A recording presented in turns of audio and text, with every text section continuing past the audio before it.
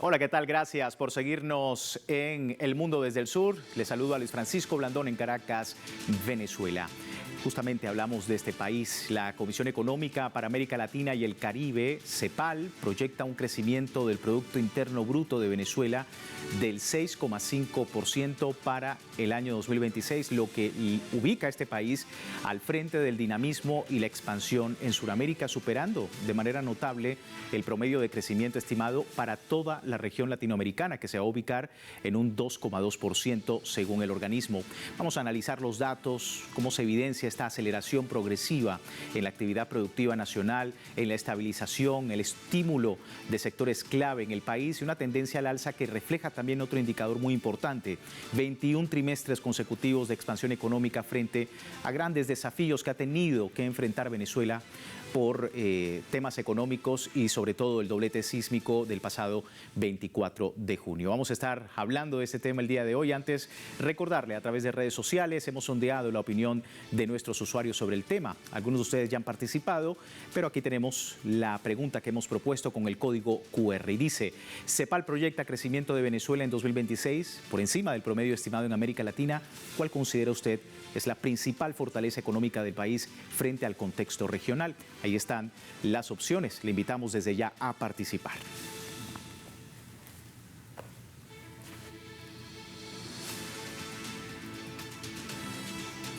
Compartida la pregunta propuesta el día de hoy, vamos al análisis. Me acompaña en la distancia Miguel Jaimes, doctor en Ciencias Gerenciales, magíster en Ciencias Políticas, experto en geopolítica y, bueno, gran conocedor también de todo el escenario económico de este país latinoamericano. Muchísimas gracias, Miguel, por tu tiempo nuevamente con nosotros. Bienvenido. Saludos, amigos de Telesur. Miguel, inicio con un gran contraste, ¿no? La CEPAL indica que los países de América Latina crecerán menos de lo estimado, 2,2% el promedio para el cierre de 2026, pero bueno, Venezuela supera ese dato, 6,5% de crecimiento del PIB.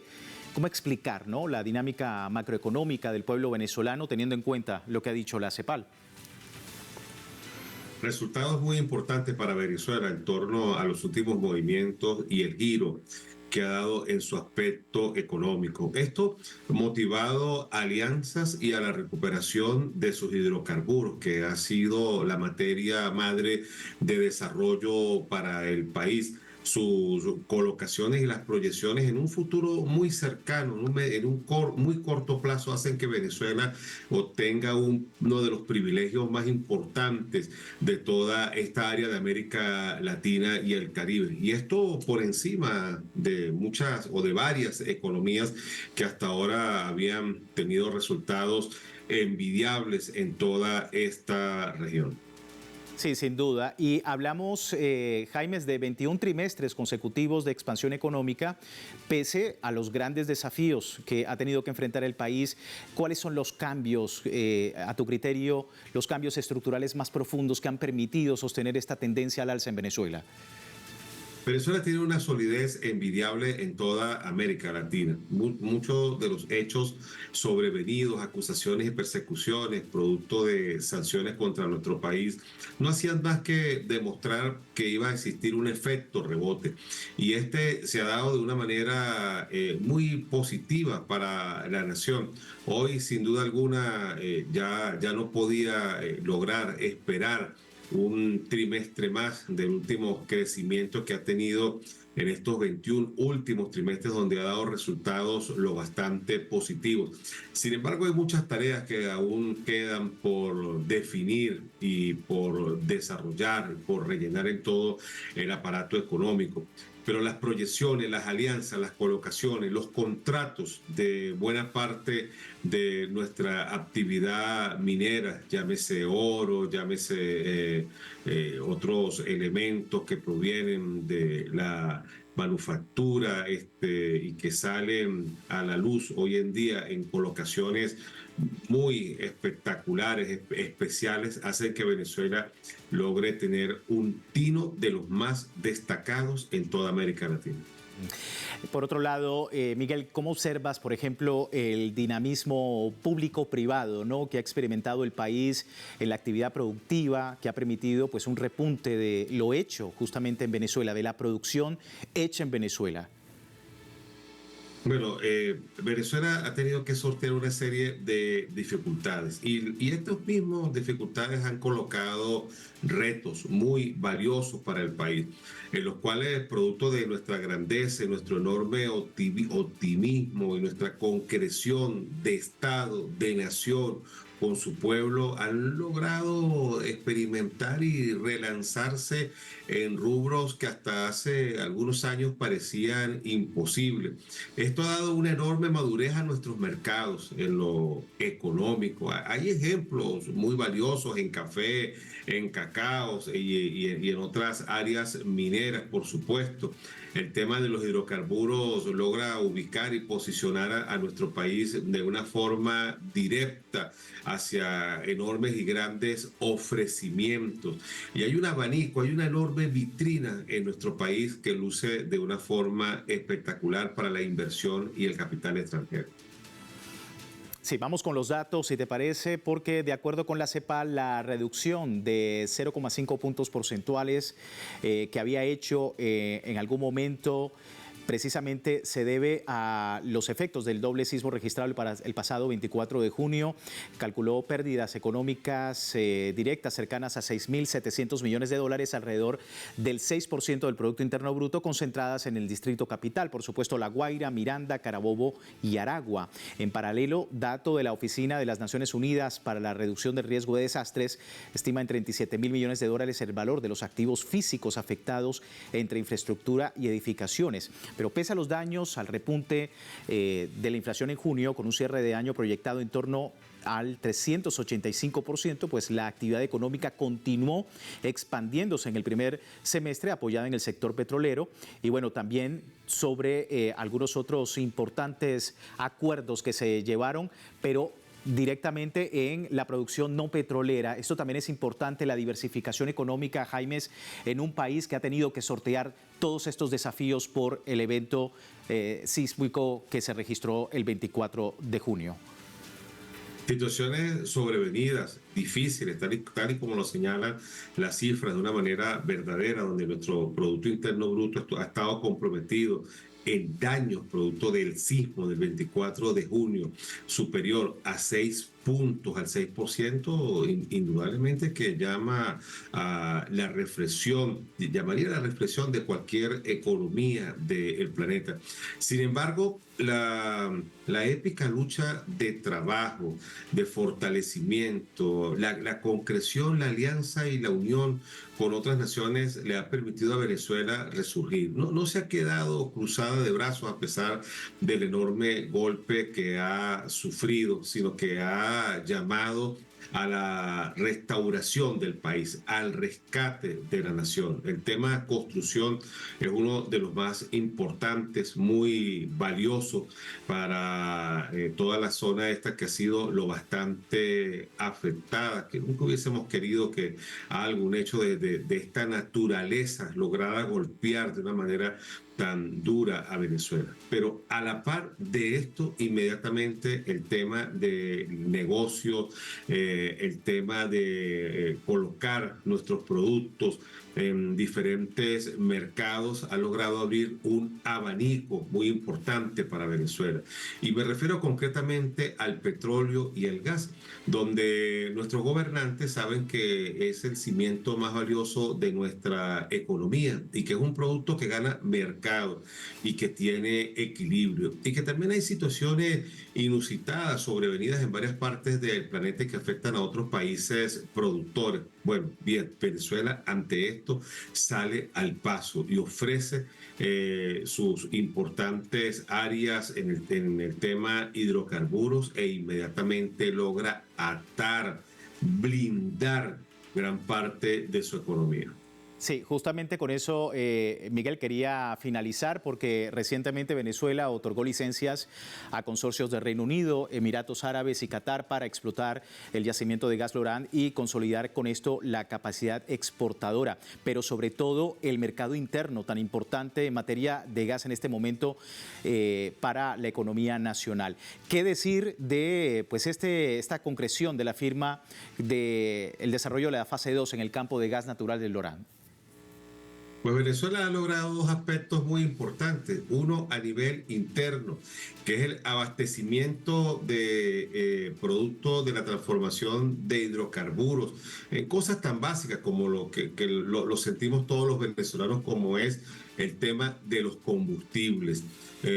Una buena cuota que llega de manera permanente a cualquier rincón de Venezuela y que esto comienza a blindar seguridad. Aparte de esto, la situación con el gas se ha logrado reponer luego de angustias que se tuvieron hace años recientes y que el gas se había convertido en un problema para nuestro desarrollo interno. Hoy en día esto está fortalecido y superado en estos dos importantes inventarios. En paralelo, ha logrado exponer hacia el mundo importantes yacimientos de estos recursos, como es el pozo, las áreas de las reservas del Orián hacia la zona noroeste del país, rodeado de importantísimos campos petroleros como el de Patao, Mejillones, Río Caribe, la zona de Petrodelta que estaba allí en toda esta área y que ha servido como una carta de presentación de las más importantes que mantiene nuestro país hacia muchas regiones y que esto le ha permitido obtener financiamientos, recursos, créditos y sobre todo reconocimiento de buena parte de las contrataciones que se han dado con otros países hacia nuestra nación. Sí, Miguel, no quería despedirme sin tener tu lectura también de otro tema muy importante. Se viene un fenómeno muy importante que puede afectar pues el tema eléctrico, el tema energético en el país, en toda Latinoamérica, que como es el fenómeno del superniño, que Venezuela lo sabe, las autoridades lo saben, va a tener que hacer que muchos países tomen medidas. ¿Cómo ves ese tema también y la manera como puede afectar a nuestro continente? Bueno, en esta área, la presidenta de la República, Delcy Rodríguez, ha sido lo bastante clara. Ha dado una respuesta y ha dicho que uno de los factores o vínculos que va a darle un fortalecimiento a la necesidad de energía está en las hidroeléctricas y en las termoeléctricas. Han desarrollado un enorme plan al respecto y también han dado contrataciones, las que recientemente se firmaron con consorcios como Argentina, ha estado en Venezuela la Siemens, la General Electric, evaluando los grandes centros de desarrollo de la energía ubicados en Guri, el rescate de las represas de Caroachi, Tocoma, y bueno, hay un ofrecimiento cercano antes de finalizar el año 2026 de la incorporación de cientos de megavatios a la economía venezolana. Nosotros sentimos con esto que Venezuela está a un paso de cerrar los traumas en el sistema eléctrico que se han padecido en los últimos años y que hay un venidero 2027 reparador, fortalecido en el área energética. Y esto me baso para decirlo de forma responsable. Cuando hace algunos años, lo que conversamos hace unos segundos, el tema del gas, de los diferentes tipos de gasolina, el tema del petróleo, era una crisis para Venezuela. Nuestro país, el Ejecutivo, los organismos responsables, los ministerios hicieron un plan de desarrollo que no retrocedió y que hoy en día logra dar resultados muy positivos. Si estos aspectos en el área de los hidrocarburos, nosotros como nación hemos logrado superarlos, estamos a un paso definitivo del fortalecimiento permanente del sistema eléctrico nacional. Y en medio, por supuesto, de todos los desafíos en materia climatológica, que se vienen para Venezuela y para el resto del continente. Miguel, muchísimas gracias por tu tiempo con nosotros. Hasta más pronto. Miguel Jaimes, doctor en Ciencias Gerenciales, magíster en Ciencias Políticas, también experto en geopolítica, a propósito de la situación económica en Venezuela que lidera a través de la CEPAL, pues el crecimiento económico de Latinoamérica. Vamos a despedir la primera parte del programa y le recuerdo a la audiencia, puede participar en la encuesta que hemos publicado en redes sociales con este código QR y al final vemos los resultados. Ya regresamos.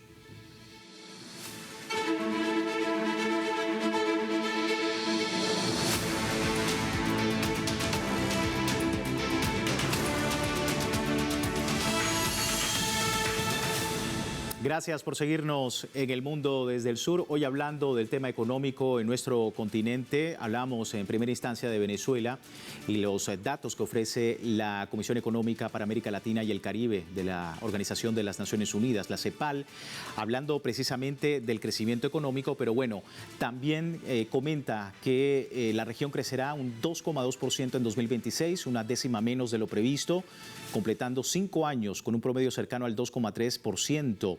El organismo advierte que este ritmo es insuficiente para superar las brechas de desarrollo o elevar el ingreso por habitante en un contexto internacional de menor crecimiento global, también de incertidumbre geopolítica.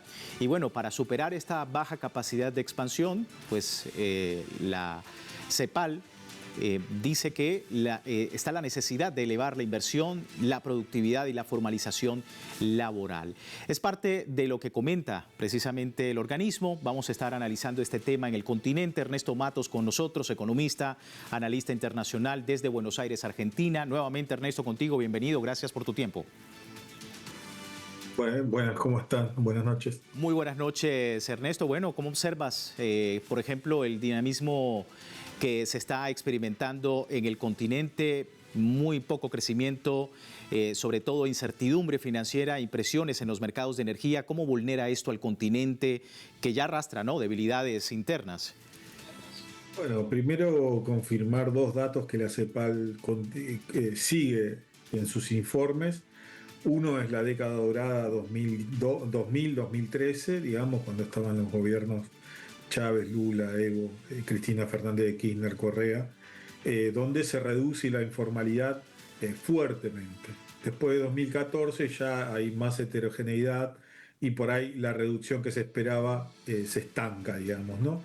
Y el otro dato es la baja de la pobreza, también hasta 2014, 2015, y que ahora también tiene un estancamiento en toda la región, ¿no? Entonces, entre esto es que el impacto del crecimiento no está teniendo la misma resolución que tuvo en décadas pasadas. Y para eso, obviamente, se tienen que profundizar, como recomienda la CEPAL, políticas laborales, fiscales, financieras y obviamente desarrollo productivo. Lo que llama la atención del informe y que por ahí a veces pasa por alto, es que el empleo generado se dio en servicios, segundo en la industria, y tercero, un estancamiento del empleo agrícola. Esto es lo que advierte la CEPAL como, digamos, un punto a resolver que sí tiene que ser abordado por estas políticas que estamos hablando, porque justamente empiezan a jugarse el tema de los cambios en las reformas laborales, como en Argentina, como en Brasil, que no son las mismas, pero que afectan más al trabajador rural en la Argentina y menos en Brasil, los trabajadores de plataformas digitales y obviamente las políticas fiscales que tienen que ver con cómo la tributación de todo este tipo de empleos se registra, digamos, ¿no? Porque hay una parte que llaman monotributo, y que muchas personas, empresas conforman bajo ese registro, digamos, sus aportes, pero también esconde cierta precariedad. Entonces el informe está marcando que hay desafíos por delante y que lo que se profundiza es la actividad agrícola y minera, lo cual nos lleva a otra pregunta. ¿Seguiremos siendo el granero del mundo?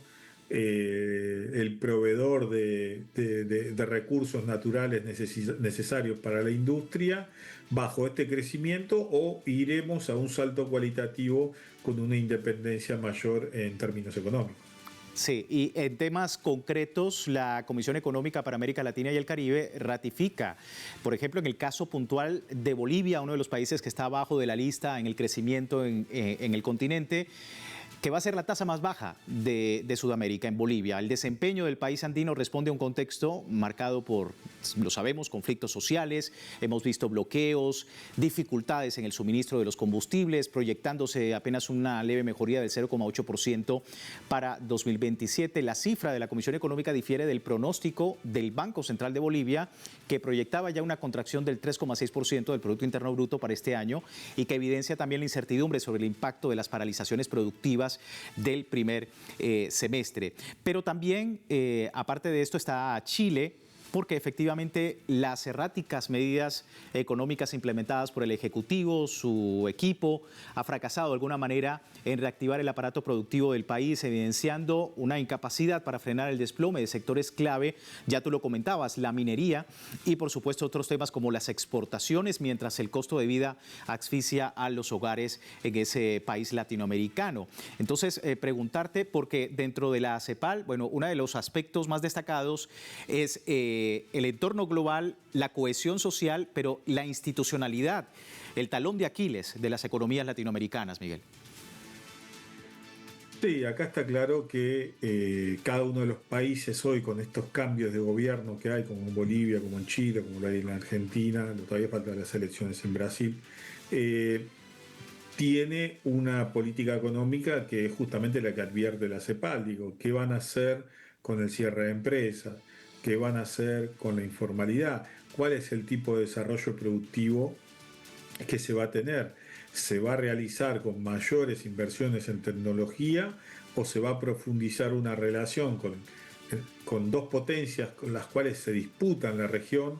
Ya lo hemos visto en el caso argentino, el embajador Lamelas, cómo se ha pronunciado ante la contratación de Huawei, que iba a realizar una cooperativa en Santa Cruz para sus servicios de Internet, y el embajador salió a decir que eso no podía ser y que en tal caso amenazó con sacarle la visa a los empresarios que iban a contratar el servicio de Internet. Entonces, estamos viendo que la región tiene por delante este desafío: o profundiza la relación de entregar minería y agro simplemente como un proveedor para dos potencias que siguen disputando la región, o irá un camino de mayor industrialización, pero dada la característica de los gobiernos liberales, me parece que el horizonte que viene para adelante en América Latina tiene que ver justamente con una situación más primarizada, que es justamente lo que confirma la CEPAL en su informe. Sí. Ernesto, y se suma otra arista, ¿no? El desafío medioambiental, que para muchos también puede afectar en los próximos meses y en el 2027 el Producto Interno Bruto de varios países. ¿Qué tan directo ves el impacto de los fenómenos climatológicos, la advertencia por el superniño, por ejemplo, y la preparación que tienen los países ante todo este escenario? Bueno, ese es un tema fundamental, porque una de las cosas que advierte la CEPAL en términos agropecuarios tiene que ver con el impacto de las tensiones geopolíticas en Medio Oriente, que tiene que ver con los fertilizantes que son necesarios para la agricultura.